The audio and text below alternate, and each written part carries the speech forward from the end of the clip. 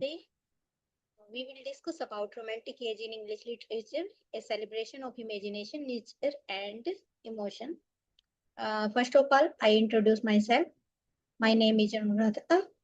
I have qualified NET, National Eligibility Test, and GRF, Junior Research Fellowship, and now I am pursuing PhD from BPS, Bhagat Phool Singh Mahila Vishwavidyalaya, Sonipat, Haryana.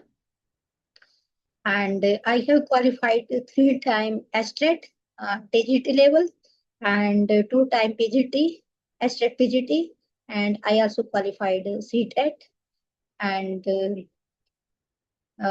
now I'm teaching you these literary things. So जो हमारा romantic as है, ये हमारे जो competitive exam है, जैसे कि estate है, सीटेट है, इन सब के लिए एक बहुत ही ज्यादा जरूरी टॉपिक है। वर्ड्सवर्थ की लाइफ से, उसके वर्क से, और किड्स है उनकी लाइफ से और उनके वर्क से क्वेश्चन हमेशा पूछे जाते हैं। इसमें एक बार प्रील्यूड के बारे में भी पूछा गया था क्वेश्चन वर्ड्सवर्थ के एस्टेट में, मुझे याद है एस्टेट में क्वेश्चन पूछा गया था कि वर्ड्सवर्थ है उनका मास्टरपीस कौन सा है, तो उसमें ऑप्शन ए द प्रील्यूड था। और इनके जो दूसरे वर्क हैं जैसे ए लिरिकल पैलेट था। तो इनमें से हमें एक माइन्यूट जो डिटेल है उनके साथ डिफरेंस करके जो आंसर है वो देने होते हैं। तो हमारा आज का जो टॉपिक है रोमांटिक एज, ये सभी एस्टेट, सीटेट, आरटेट, जो भी हमारे कम्पिटिटिव एग्जाम है टीचिंग से रिलेटेड, उनके लिए एक बहुत ही ज्यादा जरूरी टॉपिक है। तो इसको आज मैं डिस्कस करने वाली हूँ। Romantic age in English literature, a celebration of imagination, nature and emotion. जो इसका टाइटल है, ये भी इमेजिनेशन के बारे में इसमें ज्यादा बात होती है। इमेजिनेशन के बारे में एस.टी. कोलरिज ने थियरी भी दे रखी है, तो ये क्वेश्चन भी हमारे इसमें पूछा जाता है कि इमेजिनेशन के बारे में किसने इसके बारे में इंफॉर्मेशन दी है, तो एस.टी. कोलरिज ने दी है। नेचर है, नेचर पोइट किसे कहा गया है, तो वर्ड्सवर्थ को कहा गया है। और इमोशन, इन्होंने न्यू क्लासिकल जो एज का जो लिटरेचर है उसको उसको लिफ्ट करके, उसको छोड़कर अपना जो इमोशन का जो लिटरेचर है अपने ह्यूमन बीइंग के बारे में लिखना स्टार्ट किया। तो ये इमोशन का एक शिफ्ट है। तो इमोशन का शिफ्ट है, इसकी वजह से इसको इमोशन के बारे में भी इसमें ज्यादा इंफॉर्मेशन मिली है। तो इसका जो टाइटल है जो मैंने इसमें चूज किया है, तो romantic age in English literature, celebration of imagination, nature and emotion. ये तीनों इसके बहुत ही ज्यादा कैरेक्टरिस्टिक्स है। रोमांटिक एज की जो सबसे ज्यादा जरूरी कैरेक्टरिस्टिक्स है वो इमेजिनेशन, नेचर और इमोशन है। और इसी के टाइटल के साथ मैंने इस पीडीएफ को, इस अपने नोट्स को स्टार्ट किया है।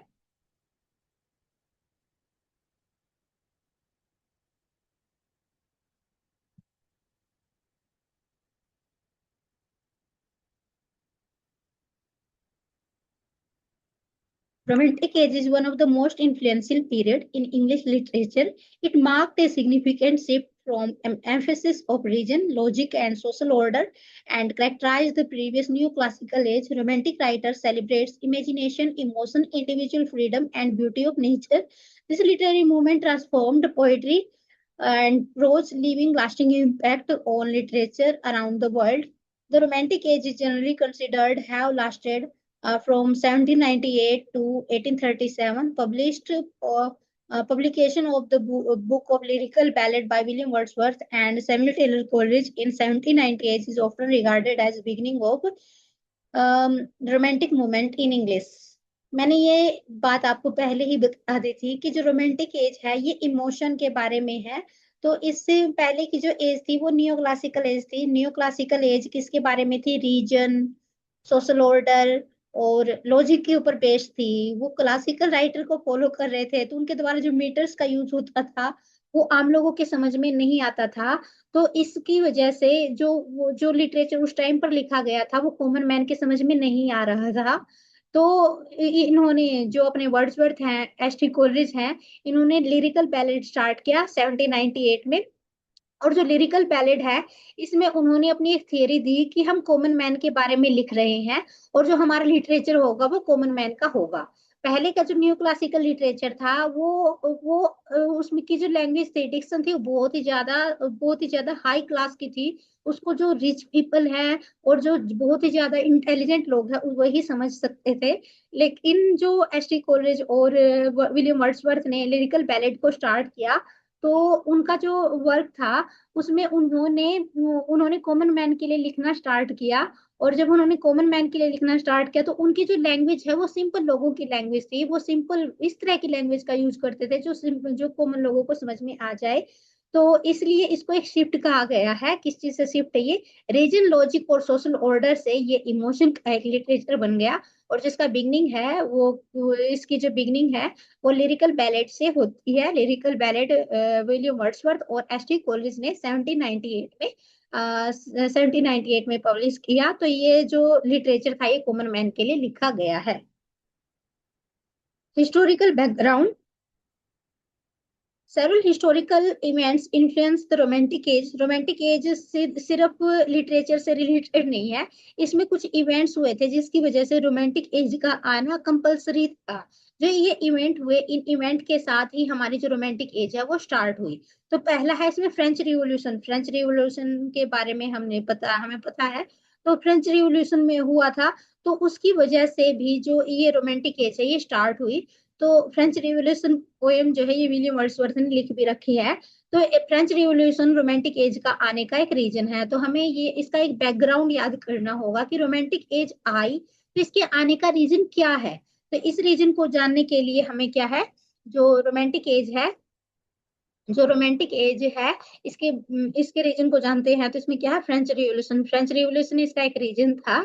The French revolution inspired writer with the idea of liberty, equality, fraternity and romantic poets believed in individual freedom and social justice. जो अपनी फ्रेंच रिवॉल्यूशन आई थी, ये किसके जो आइडियाज थे वो क्या थे? Liberty, equality and fraternity. Liberty, equality and fraternity थी। और इसका इन्फ्लुएंस रोमांटिक एज के ऊपर हुआ। जो रोमांटिक पोएट थे जैसे कि विलियम वर्ड्सवर्थ है और एस टी कॉलेज है, जॉन कीट्स है, लॉर्ड बायरन है। तो इन्होंने क्या किया, जो क्लासिकल राइटर थे वो सिर्फ जो स्पेशल मैन है, जो एरिस्टोक्रेटिक पर्सन है उनके लिए लिख रहे थे। लेकिन इनके जो आइडियाज है उनमें लिबर्टी, वो अपने पोएम को लिबर्टी के साथ लिखते थे, वे ह्यूमन बींग के बारे में लिखते थे। उनकी इक्वलिटी उनका एक बहुत ही ज्यादा एक जरूरी एस्पेक्ट था। तो इन्होंने फ्रेंच रिवॉल्यूशन के बाद एक ईरा का भी चेंज हुआ था। और ईरा के चेंज में जो लास्ट का जो लिटरेचर है उसके अंदर चेंज आया। तो अपना जो लिटरेचर का चेंज है वो भी फ्रेंच रिवॉल्यूशन के साथ आया। तो इसकी एक बैकग्राउंड है। अगर बैकग्राउंड में हम देखें तो फ्रेंच रिवॉल्यूशन की वजह से लोगों का माइंडसेट चेंज हो गया। तो उनके माइंडसेट के चेंज के साथ उन्होंने एक लिटरेचर में भी चेंज किया। और रोमांटिक एज इसी का एक प्रभाव है। नेक्स्ट है इंडस्ट्रियल रिवॉल्यूशन। इस टाइम पर इंडस्ट्रियल रिवॉल्यूशन भी हुई थी।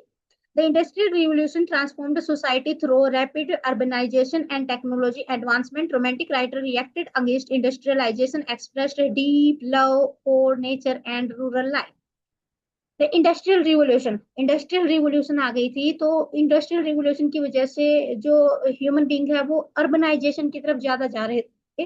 वो शहरों की तरफ ज्यादा जा रहे थे, मेटेरियलिस्टिक थिंग्स के पीछे पागल हो गए थे। लेकिन जो रोमांटिक एज है उन्होंने इसके विपरीत लिखा। तो उन्होंने बोला कि सिर्फ अर्बनाइजेशन ही सब कुछ नहीं है, नेचर के अंदर ब्यूटी है। नेचर हमें अपनी जो रियल साइकी है उसके साथ जोड़ती है। तो जो रोमांटिक राइटर है उन्होंने इंडस्ट्रियलाइजेशन के रिवाइवल में, रिवोल्यूशन में अपने जो पोएम्स है उनको लिखा है। जैसे कि वर्ड्सवर्थ की पोएम भी है द वेस्टमिनिस्टर ब्रिज। उसमें वो अर्बनाइजेशन के बारे में लिख रहा है। बोल रहा है कि जो लोग हैं वो अर्बन लाइफ में खुद को इन्वॉल्व कर लेते हैं, मेटेरियलिस्टिक थिंग्स में खुद को इन्वॉल्व कर लेते हैं, लेकिन जो रियल ब्यूटी है वो नेचर में है। तो उन्होंने इंडस्ट्रियलाइजेशन के अगेंस्ट और इंडस्ट्रियलाइजेशन के इन्फ्लुएंस में जो अपने वर्क है, अपने पोएम है, उनको लिखा है। तो इंडस्ट्रियलाइजेशन भी इसका एक बहुत ही ज्यादा जरूरी एस्पेक्ट है। थर्ड है political and social change. Period witnessed the growing democratic idea and challenges to traditional authority. Writer encouraged personal freedom and self-expression. Political and social change. The period witnessed the growing democratic ideas. इसमें growing democratic idea मतलब लोगों के अंदर democratic ideas आ रहे थे, खुद को express करना शुरू कर रहे थे। और ट्रेडिशनल अथॉरिटी को वो छोड़ रहे थे। Writer Anchorage to personal freedom, और जो राइटर है जैसे कि विलियम वर्ड्सवर्थ है, वो पर्सनल फ्रीडम के ऊपर ज्यादा फोकस कर रहे थे कि हमें अपनी खुद की सेल्फ को जानना है, हमें हमें अपनी खुद की फीलिंग्स को लिखना है, हमें अपनी लाइफ को आगे बढ़ाना है। तो वो खुद की फीलिंग को नेचर के साथ कनेक्ट करके अपनी लाइफ के बारे में लिख रहे थे। तो उन्होंने पॉलिटिकल जो एस्पेक्ट चल रहा था उसको छोड़कर अपनी इंडिविजुअल लाइफ के बारे में लिखना स्टार्ट किया। Major characteristics of romantic literature, love of nature. ये हमें पहले ही पता है कि जो रोमांटिक एज है वो नेचर के बारे में है, तो लव ऑफ नेचर इसकी सबसे ज्यादा जरूरी कैरेक्टरिस्टिक्स है। तो हमें ये याद रखना है कि जो रोमांटिक एज है इसकी सबसे पहले जो कैरेक्टरिस्टिक्स वो क्या है, love for nature. Nature occupied A central position in romantic literature. Nature इसकी सेंट्रल पोजीशन है, मतलब अगर हम रोमांटिक एज की बात करते हैं तो नेचर सबसे पहले आती है। तो पहला जब अगर कभी भी नेचर के बारे में बात होती है तो कभी भी रोमांटिक एज के बारे में बात होती है तो नेचर सबसे पहले आती है कि रोमांटिक पोएट, उसके साथ वो किसके बारे में लिख रहे हैं, नेचर के बारे में लिख रहे हैं। Romantic poet views nature as source of inspiration. Romantic poet को जो नेचर है वो कैसे लगती थी, source of inspiration, wisdom, peace and spiritual renewal. इसमें नेचर उनको नेचर में उनको क्या क्या दिखाई देता था, इंस्पिरेशन दिखाई देती थी, विजडम दिखाई देता था, पीस दिखाई देता था और स्पिरिचुअल रिन्यूअल दिखाई देता था। For romantic writer, nature was not merely a physical setting but a living force that could teach valuable lesson about life. Romantic poet के लिए नेचर सिर्फ एक फिजिकल सेटिंग नहीं थी, मतलब यहाँ पर एक पेड़ खड़ा है, यहाँ पर एक झरना बह रहा है, तो ये सिर्फ एक फिजिकल सेटिंग नहीं थी, बल्कि ये क्या थी, जो पेड़ है वो उसको एक वैल्यू दे रहा है। तो ये क्या है, वैल्यूएबल लेसन दे रहे हैं, लाइफ को एक वैल्यूएबल लेसन दे रहे हैं। तो ये वैल्यू के साथ इसको जोड़ रहे थे। एम्फेसिस ऑन इमोशन, इमोशन के बारे में रोमांटिक पोएट किसके बारे में लिखते हैं, इमोशन के बारे में लिखते हैं। तो unlike the neoclassical writer who emphasize reason, romantic writer valued emotion and feeling. Emotion और फीलिंग इनके एक बहुत ही ज्यादा जरूरी एस्पेक्ट्स हैं। They believe that genuine emotion reveal deeper truth about human existence। उनको ये लगता था कि अगर आपके अंदर कोई जेन्युइन इमोशन है, आप अपने अपने इमोशन को शो कर रहे हो, reveal deeper truth about human existence, तो आपका जो इमोशन है वो एक डीपर, बिल्कुल डीप ह्यूमन एग्जिस्टेंस के बारे में इंफॉर्मेशन देता है। Imagination and creativity, romantic poets considered imagination the highest human faculty. Romantic poets सोचते थे कि imagination is the highest human faculty. अगर कोई इंसान है वो इमेजिनेशन करता है, उसके माइंड में अगर किसी ट्री के बारे में डिस्क्रिप्शन आते हैं, उसके माइंड में उसके बारे में बहुत सारे व्यूज आते हैं, वो अपनी इमेजिनेशन के साथ जीतता है, तो ये उसकी एक क्वालिटी है। अपनी इमेजिनेशन के साथ वो बहुत ही अच्छा राइटर बन सकता है, वो बहुत ही अच्छा पोएट बन सकता है। They believed imagination could transform reality and create a new world of beauty and meaning। उन्हें ये लगता था कि एक इमेजिनेशन के साथ वो एक नए वर्ल्ड को क्रिएट कर सकते हैं, एक वो नए लिटरेचर को क्रिएट कर सकते हैं। तो उन्हें लगता था कि जो इमेजिनेशन है वो उनकी लाइफ को चेंज कर सकती है। तो वो क्या है कि न्यू वर्ल्ड को, एक इमेजिनेशन के न्यू वर्ल्ड के साथ एक न्यू पोइट्री के वर्ल्ड को स्टार्ट कर सकते हैं। Individualism, the romantic poet celebrates individual personal experience, thought and emotion become important subject of literature। इसकी अनदर कैरेक्टरिस्टिक्स क्या है, इंडिविजुअलिज्म। वो इंडिविजुअल सेल्फ के बारे में बात करते हैं, अपने खुद के बारे में बात करते हैं। पर्सनल एक्सपीरियंस, अपने पर्सनल एक्सपीरियंस के बारे में बात करते हैं। थॉट एंड इमोशन, और अपने थॉट और इमोशन के बारे में बात करते हैं। इंपॉर्टेंट सब्जेक्ट ऑफ लिटरेचर, और इसके साथ साथ important subject of literature, literature के साथ अपने इंडिविजुअलिज्म को वो प्रेजेंट करते हैं। और उसके बाद है इंटरेस्ट इन सुपरनेचुरल थिंग्स। इसमें जो इमेजिनेशन है इसकी थियरी किसने दी है, एस्ट्रिक कोलरिज ने दी है। तो ये क्वेश्चन भी हमारे जो लिटरेरी एग्जाम्स हैं, टीचिंग एग्जाम्स हैं, उनमें आता है कि जो इमेजिनेशन की थियरी है वो किसने दी है। तो इमेजिनेशन की थियरी एस्ट्रिक कोलरिज ने दी है। तो उन्होंने इमेजिनेशन को डिवाइड किया है, प्राइमरी इमेजिनेशन, सेकेंडरी इमेजिनेशन। तो इस तरह से जो इमेजिनेशन वाली थियरी है वो किसने दी है, एस्ट्रिक कोलरिज ने दी है। और इंडिविजुअलिज्म के बारे में ज्यादा किसने लिखा है, तो वो वर्ड्सवर्थ ने लिखा है। इंटरेस्ट इन सुपरनेचुरल, और सुपरनेचुरल का भी पोएट कौन है, जो ज्यादा सुपरनेचुरल के बारे में ज्यादा लिखता है वो कौन है, वो भी एस टी कोलरिज है। उनकी फेमस पोएम कुबला खां और द एंशिएंट मारिनर है। तो इसमें जो सुपरनेचुरल है ये भी इसके कैरेक्टरिस्टिक्स है। इसमें जो मैनी रोमांटिक वर्क्स है, mysterious and dream like elements, इसमें मिस्टीरियस, मिस्ट्री से भरे हुए हैं, जैसे कि कुबला खां है और एंशिएंट मारिनर है। तो रोमांटिक जो रोमांटिक वर्क्स है वो क्या सुपर नेचुरल थिंग्स और ड्रीम लाइक थिंग्स से बने हुए हैं। Writer explore imagination beyond the limit of ordinary life. जो राइटर्स है एक्सप्लोर इमेजिनेशन में अपनी जो इमेजिनेशन है उसको एक्सप्लोर करते हैं, मतलब उसको बहुत ही ज्यादा आगे बढ़ा देते हैं beyond the limits of ordinary reality. जो उनकी इमेजिनेशन है हमारी सिंपल ह्यूमन लाइफ से बहुत ही ज्यादा आगे निकल जाती है। सिंप्लिसिटी ऑफ लैंग्वेज, और नेक्स्ट इनकी करेक्टरिस्टिक्स है सिंप्लिसिटी ऑफ लैंग्वेज। लैंग्वेज इनकी सबसे इसमें बहुत ही ज्यादा जरूरी करेक्टरिस्टिक्स है। लैंग्वेज के बारे में ही जो अपना लिरिकल बैलेड है उसमें वर्ड्सवर्थ ने लिखा है कि हम जो कॉमन मैन है उनकी लैंग्वेज को लिख रहे हैं। जो न्यू क्लासिकल एज थे वो कौन सी लैंग्वेज का यूज करते थे, वो हाई डिक्शन का यूज करते थे, वो बहुत ही ज्यादा एक जो डिफिकल्ट डिक्शन है उसका यूज करते थे। लेकिन जो अपने वर्ड्सवर्थ हैं, कोलरिज हैं, इन्होंने अपने वर्क में जो सिंपल लैंग्वेज है उसको लिखना स्टार्ट किया था। तो ये इसके करेक्टरिस्टिक्स है सिंप्लिसिटी ऑफ लैंग्वेज। लैंग्वेज में उनकी लैंग्वेज में क्या है, सिंप्लिसिटी है। Romantic poets preferred simple and natural language. ये किस चीज को प्रेफर करते थे, सिंपल और नेचुरल लैंग्वेज को प्रेफर करते थे। They wanted literature to accessible ordinary people rather than limited to educate elites. वो लिटरेचर को ऑर्डिनरी पीपल के साथ जोड़ते थे, और सिर्फ लिटरेचर को इलिट्स जो एरिस्टोक्रेटिक पीपल है उनके साथ ही लिटरेचर को कनेक्ट नहीं करते थे। बल्कि उनको लगता था कि जो लिटरेचर है वो कॉमन मैन के लिए भी है और एरिस्टोक्रेटिक के लिए है। तो इनकी पहली जो प्रायोरिटी थी वो किसकी थी, जो अपने कॉमन पीपल है उनके लिए वो अपने लिटरेचर को लिखते थे। इंटरेस्ट इन चाइल्डहुड, चाइल्डहुड के बारे में ज्यादा किसने लिखा है, विलियम वर्ड्सवर्थ ने लिखा है। तो इंटरेस्ट इन चाइल्डहुड, चाइल्डहुड के बारे में इंटरेस्ट भी इनके कैरेक्टरिस्टिक्स है। Romantic writers regarded childhood as the period of innocence purity and imagination. जो अपना चाइल्डहुड है वो इनोसेंस, प्योरिटी और इमेजिनेशन को क्या करता है, उसके बारे में हमें इसको इंफॉर्मेशन देता है। Children were often portrayed as closer to nature of truth. जो बच्चे हैं were often portrayed as closer to nature and truth. उन्हें जो वर्ड्सवर्थ है वो बोलते हैं कि जो चिल्ड्रन होते हैं वो नेचर के ज्यादा क्लोज होते हैं। जो चिल्ड्रन होते हैं वो नेचर से बहुत ही ज्यादा कनेक्ट होते हैं। तो ट्रूथ और नेचर से कनेक्ट कौन होता है, चाइल्डहुड, चाइल्डहुड होता है। तो चाइल्डहुड के बारे में उन्होंने एक थियोरेटिकल वर्क वे से प्रेजेंट किया है कि जो चाइल्ड है वो ऑटोमेटिकली ही नेचर के साथ कनेक्ट होते हैं। Now I discuss about major writers. One of the foremost or prominent writer of Romantic age is William Wordsworth, from 1770 to 1850. Wordsworth has a romantic poet. He saw God as nature. He saw God in nature and nature in God.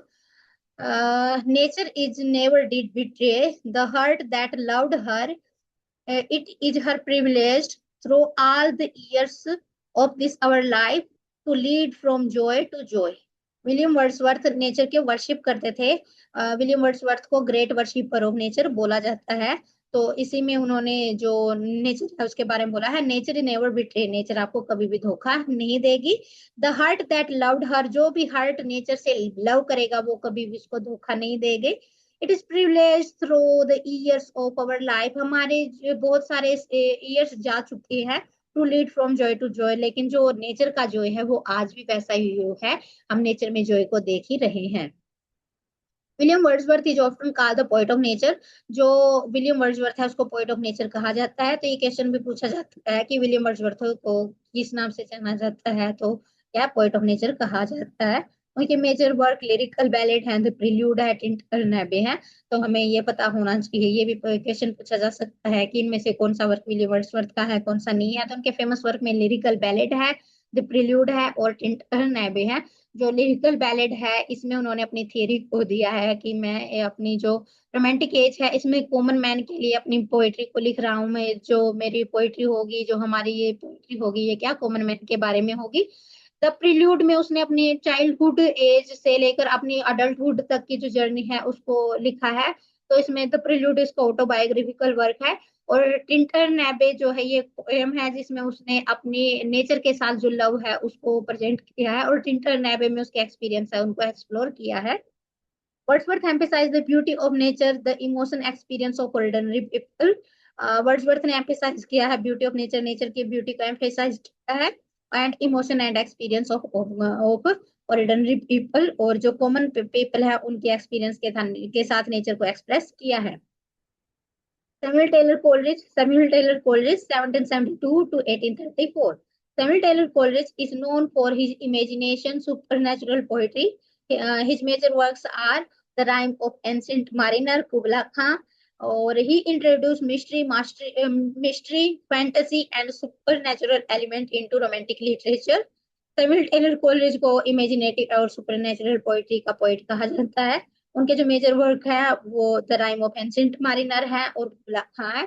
इन दोनों में ही उन्होंने जो super natural elements है उनका discuss किया है। Next है Lord Byron. Lord Byron is one of the most popular poet of this time. Major works John John Don John, Childe Harold pilgrimage, और his poetry reflect freedom, rebellious and strong individualism. उनके जो major work है वो Don John है। Don John इस जो don John बहुत ही ज्यादा सुंदर मैन है और जो वुमेन है उसके प्रति अट्रैक्ट होती रहती है, तो इसमें उन्होंने जो डॉन जॉन है उनकी जर्नी को प्रेजेंट किया है। चाइल्ड हेरोल्ड पिलग्रिमेज, यह भी उनका एक फेमस वर्क है, चाइल्ड हेरोल्ड पिलग्रिमेज। तो हमसे जो अपने क्वेश्चन है उनमें ये बोर्ड निकालने के लिए पूछा जा सकता है। तो जैसे कि लॉर्ड बायरन है, इनके वर्क कौन से हैं, स्टीव कोलरिज है, इनके वर्क कौन से हैं। तो लॉर्ड बायरन के अलग अलग वर्क्स में से हमें ये चूज करना आ सकता है कि डॉन जॉन वर्क किसका है, तो हमें अगर याद होगा तो हम बोल देंगे कि यह लॉर्ड बायरन का है। तो इस तरह से हम एक अपनी जो मेमोरी है उसके साथ डॉन जुआन, चाइल्ड हेरोल्ड पिलग्रिमेज, इसके साथ हम ये याद कर लेंगे कि ये वर्क किसके हैं, ये लॉर्ड बायरन के हैं। तो हमें इनके जो टाइटल्स है वो याद करना है, फिर उसके बाद हमें इसकी जो स्टोरी है उसको याद करना है। नेक्स्ट है पीबी शैली, प्रेसिपियस शैली। PB Shelley was known for his idealism and revolution spirit. जो जो अपना प्रेसिपियस शैली है वो उसको रिवॉल्यूशन की स्पिरिट के लिए जाना जाता है। उनके मेजर वर्क हैं और to west wind, to a skylark. Shelley poetry advocate freedom, hope and social reform. उनके जो फेमस वर्क हैं टू ए स्काईलार्क है और टू वेस्ट विंड है। इसमें वेस्ट विंड को एक सिंबल के रूप में प्रेजेंट किया है कि जो वेस्ट विंड है ये सब कुछ चेंज कर देगी, जो सोसाइटी में जो इविल्स आ गए हैं उनको जो वेस्ट विंड है वो क्या कर देगी, डिस्ट्रॉय कर देगी। और ट्रूथ स्काईलार्क में उन्होंने स्काईलार्क को एड्रेस करते हुए जो सोसाइटी की इविल्स हैं उनको दूर करने की एक कोशिश है वो की है। John Keats next our major poets है वो कौन है, जॉन किट्स है। जॉन किट्स का जन्म 1794 में हुआ, उनकी डेथ 1821 में हुआ। Star of romantic who shine forever, ये इनको एक स्टार कहा गया है रोमांटिक एज का जो हमेशा चमकता रहेगा। Romantic as writers, the poets beauty, imagination and emotion. ये पोएट किसके, ब्यूटी के, इमेजिनेशन के और इमोशन के। इनकी जो फेमस लाइन है, a thing of beauty is Joy for ever, a thing of beauty of Joy for ever है इसकी फेमस लाइन है। It's loneliness increase, it will never pass into nothingness. और जो ब्यूटी है वो कभी भी खत्म नहीं होगी, it never pass into nothingness. A true romantic poet celebrates beauty in all its form, deep love for nature and art, explore the theme of love and death and immortality, rich imagination and sensuous language, believed in imagination as highest faculty. John Keats famous for his rich imagery and appreciation of beauty. Major work Ode to Nightingale, Ode to Grecian Urn, इनके famous poems हैं, उसमें Ode to Nightingale है और Ode to Grecian Urn है, Ode to Autumn है। और इन famous work को मैं अलग अलग भी करवाऊंगी, अभी हमें सिर्फ इसका एक जो ओवरऑल डिस्कशन है वो करना है। Kids explore beauty, art, love, and morality through highly imaginative poetry. Romantic pros writer, अब हम जो स्टोरी लिखने वाले हैं प्रोज राइटर्स हैं उनको डिस्कस कर लेते हैं। तो फर्स्ट है Charles lamb. Charles lamb remember for his personal and reflective ऐसे। ऐसे इनका जो ऐसे है, ऐसे टू इलिया। जो चार्ल्स लैम्ब है वो अपने पर्सनल ऐसे के लिए जाने जाते हैं।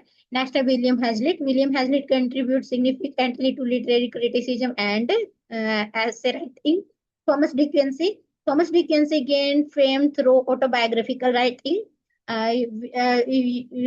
In question, we can choose who is known for autobiographical writing. Thomas Dickinson. Such type of question can be asked in teaching exam. Major works: Confession of English Opium Eater. Major theme of romantic literature is nature and beauty. The major theme of romantic age is nature and beauty. We will discuss about it. जो romantic poet है वो ज्यादा किसके बारे में लिखते हैं, nature और ब्यूटी के बारे में वो ज्यादा लिखते हैं। ह्यूमन इमोशन एंड फीलिंग, वो ह्यूमन इमोशन और फीलिंग के बारे में भी लिखते हैं। इमेजिनेशन एंड क्रिएटिविटी, वो इमेजिनेशन और क्रिएटिविटी के बारे में भी लिखते हैं। फ्रीडम एंड इंडिविजुअलिटी, इनकी जो मेन थीम है वो क्या है, फ्रीडम और इंडिविजुअलिटी भी है।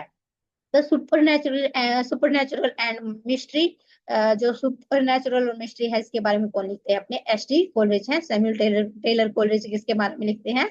जो सुपर नेचुरल एलिमेंट्स और मिस्ट्री है उसके बारे में लिखते हैं। And beauty and truth, beauty और ट्रूथ भी इनके एक मेन थीम है। और सोशल एंड पॉलिटिकल चेंज, ये सोशल एंड पॉलिटिकल चेंज में किस तरह से इससे ह्यूमन लाइफ चेंज हुई इसके बारे में भी लिखते हैं। Achievement of romantic age, now we will discuss about achievement of romantic age. Revival interest in nature और रूरल लाइफ, जो रिवाइवल है ये एक रिवाइवल है interest in nature and rural life. जब उन्होंने पोइट्री को स्टार्ट किया तो लोगों ने नेचर और रूरल लाइफ है, जो गाँव के लोग हैं उनके बारे में जानना ज्यादा शुरू कर दिया। Established imagination as essential element of literature, इन्होंने इमेजिनेशन को एक एसेंशियल एलिमेंट ऑफ नेचर के रूप में देखा। उन्होंने देखा कि जो इमेजिनेशन है ये लिटरेचर का एक बहुत ही ज्यादा इंपॉर्टेंट पार्ट है। सिग्निफाइड पोइटिकल लैंग्वेज, इन्होंने एक बहुत ही अच्छी पोइटिकल लैंग्वेज का यूज किया है। वैसे तो ये सिंपल लोगों के बारे में लिखते हैं, लेकिन जब हम पोएम को पढ़ते हैं जैसे कि टिंटन नैबे हैं और इमोर्टलिटी ओड्स हैं, तो इसमें उन्होंने एक अच्छी राइम का यूज किया है। Expanded literary theme and subject matter, इन्होंने लिटरेरी थीम और सब्जेक्ट मैटर को क्या किया है, एक्सपेंड किया है, इसको बहुत ही ज्यादा आगे बढ़ाया है। Influence later literary movements such as Victorian and modernism. Limitation of romantic age. Now we will discuss about limitation of romantic age. Excessive emotion in some work, they never write only about emotions, but the use of excessive emotion is limitation of romantic age. Idealized view of nature and humanity. Nature is an aspect of life, but they present it in idealized way. It is an also a limitation of this age. Lack of practical solution of a social problem. They only talk about natural things, beauty and other things, but they never discuss about any practical solution of human follies and human problems. And tendency toward escapism and fantasy. And their poem is about escapism and fantasy. They live their life of escapism and fantasy, and they forget about their real life. So this is also a limitation of this is that वो ये कहते हैं कि वो उन्होंने जो अपनी fantasy है, जैसे कि जो एब्सेंट मारिनर है उसमें उन्होंने इमेजिनेशन को शो किया है, और कुबला खां उसमें सुपर नेचुरल इमेजिनेशन को शो किया है, लेकिन उन्होंने जो रियल लाइफ है उसके बारे में ज्यादा लिखा नहीं है, तो उन्होंने प्रैक्टिकल एस्पेक्ट को तो छोड़ दिया है, लेकिन जो अदर सुपर नेचुरल एलिमेंट्स है, फैंटेसी है, उसको ज्यादा एम्फेसाइज किया है, तो ये भी इसकी एक लिमिटेशन है। Now I conclude this romantic age. The romantic age represent the revolutionary period in English literature and placed an imagination, emotion, and nature at the center of the artistic expression. Romantic writer challenged the established literary conventions and encouraged readers to approach beauty, freedom, and individual experience through the works of Wordsworth, Coleridge, Byron, Shelley, and Keats. Romantic literature combined the inspire generation of readers and writers to emphasize the creativity, emotional depth, and natural world remains relevant even today, making it one of the most celebrated period of literary history. इस तरह से जो romantic as है ये अपने English literature का एक बहुत ही ज्यादा अच्छा पीरियड है। इसमें हम अपनी लाइफ के बारे में जो अपनी लाइफ है उसको एक जो मेमोराइजेशन है उसके वो अच्छे से समझ लेते हैं। जैसे कि जो वर्ड्सवर्थ है उसकी एक पोयम है, उनकी जो पोयम है उसमें उन्होंने बोला, for of man on my couch I lie in vacant और in pensive mood they place on the inward eye which is the bliss of solitude then my heart pleasure fills and dances with the daffodils. तो उन्होंने dances with the daffodils daffodils की beauty को बहुत ही अच्छे से express किया है। तो इस तरह से उन्होंने डैफोडिल्स नेचुरल नेचर की जो ब्यूटी है उसको बहुत अच्छे से एक्सप्रेस किया है। तो ये जो नेचर की ब्यूटी है वो सिर्फ वर्ड्सवर्थ के टाइम में नहीं बल्कि आज भी अगर हम वर्ड्सवर्थ की पोएम के साथ नेचर की ब्यूटी को देखते हैं तो हम एक यूनिवर्सल पावर के साथ खुद को कनेक्ट कर लेते हैं। तो इसके साथ मेरी जो ये वीडियो है इसका एंड होता है। तो मैंने इस वीडियो में अपनी रोमांटिक एज के बारे में जो इन्फॉर्मेशन है वो दी है। जो रोमांटिक एज है ये अपने teaching exam such as TET, CTET, NET, National Eligibility Test and art at और दूसरे जो एलिजिबिलिटी टेस्ट है उनमें जो रोमांटिक एज है इससे क्वेश्चन ज्यादा से ज्यादा पूछे जाते हैं। तो मैं अपनी वीडियो को एंड करती हूँ, और थैंक यू, आपने मेरी मेरी बात को इतने अच्छे से सुना। और मैं इसमें लिटरेचर से रिलेटेड और भी ज्यादा इंफॉर्मेशन आगे प्रोवाइड करती रहूंगी, और अपनी जो इंफॉर्मेशन है उसको आपको शेयर करती रहूंगी, और अपने नोट्स को भी आपको शेयर करती रहूंगी। Thank you, thank you.